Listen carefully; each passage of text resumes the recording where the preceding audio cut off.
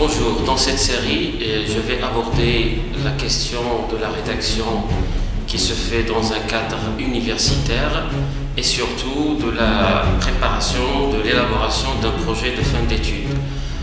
Il y a un élément très important à tenir en compte, c'est la gestion du temps.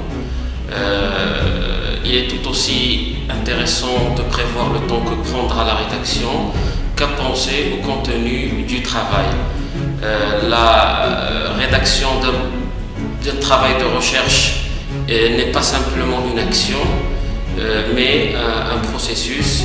Le processus de rédaction se fait selon plusieurs phases. Et plus exactement, il s'agit de 3 phases: comprendre, préparer et rédiger. Et chacune de ces phases comporte plusieurs étapes, comme on le verra par la suite.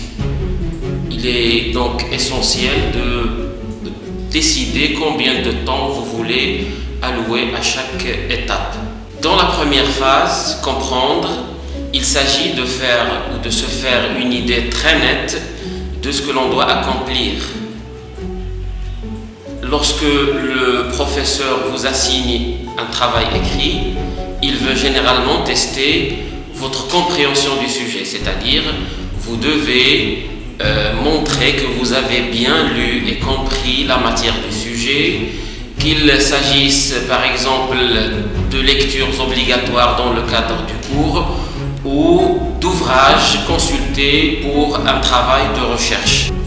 Il veut par ailleurs tester votre capacité à prendre position sur un sujet, c'est-à-dire vous devez non seulement rendre compte de l'information que vous trouvez, mais aussi de formuler une opinion sur le sujet. La deuxième phase, c'est-à-dire préparer, comporte elle aussi des étapes. Alors pour commencer, il y a l'importance de structurer sa recherche. Une rédaction qui suit une logique démontrera votre compréhension de la matière et vos habiletés à avoir une pensée structurée. Alors la question maintenant, quels sont les éléments que doit inclure mon travail de recherche? D'abord, il y a une problématique bien définie, bien claire. 2. Une introduction et une conclusion claires qui respectivement présentent et résument mon sujet. 3. Une argumentation logique, c'est-à-dire que chaque point mène au prochain d'une manière logique. 3. Des paragraphes clairs dont chacun contient une idée principale. La deuxième étape concerne le choix du sujet. Cela se fait en fonction de ses connaissances et de ses intérêts, de la pertinence du sujet, de la disponibilité de la documentation et du temps alloué. Bien sûr, l'ensemble de ces éléments se fait en concertation avec le professeur encadrant.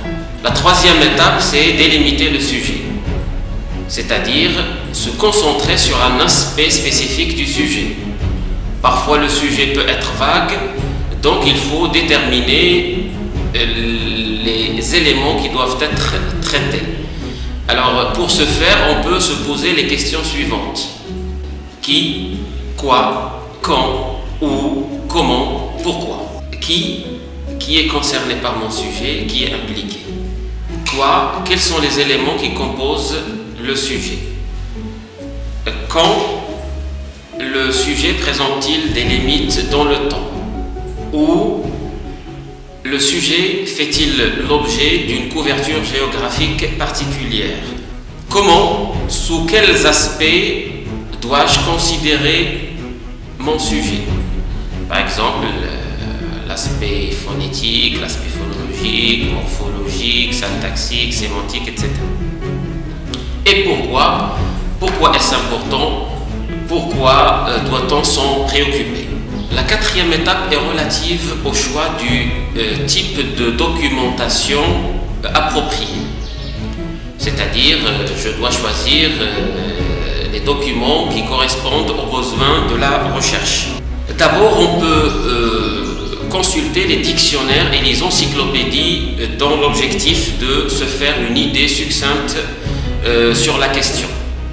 Puis, on peut se référer à des monographies repérées dans le catalogue de la bibliothèque et à des articles de périodiques.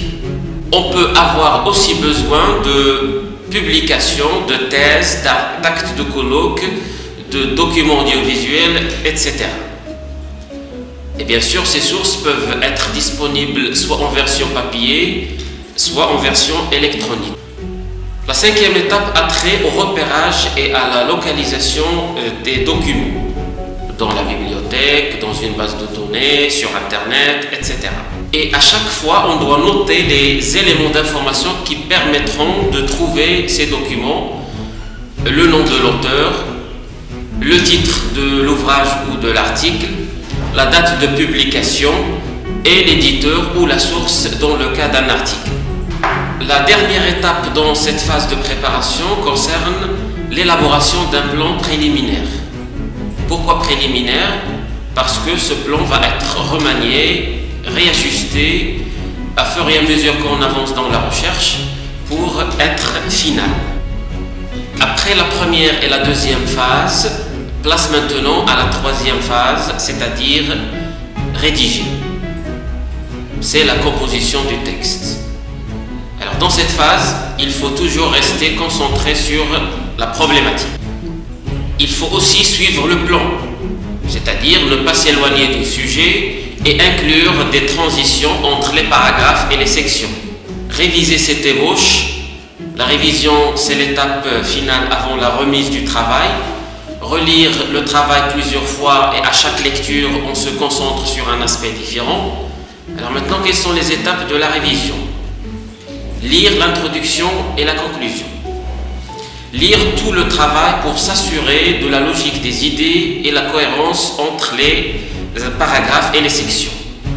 S'assurer que les citations appuient les arguments et vérifier les références. Corriger la grammaire et vérifier la page de titre et la bibliographie. Après, il faut savoir utiliser la documentation correctement. Alors, pour utiliser une citation, une définition, un extrait, il y a 3 façons de le faire. Citer, résumer et paraphraser. Citer, c'est-à-dire mentionner, faire référence à l'intégralité d'un extrait, d'une citation, d'une définition, et dans ce cas, on met le texte entre guillemets. Résumer, c'est-à-dire donner l'essentiel d'une idée qui ne m'appartient pas avec mes propres mots.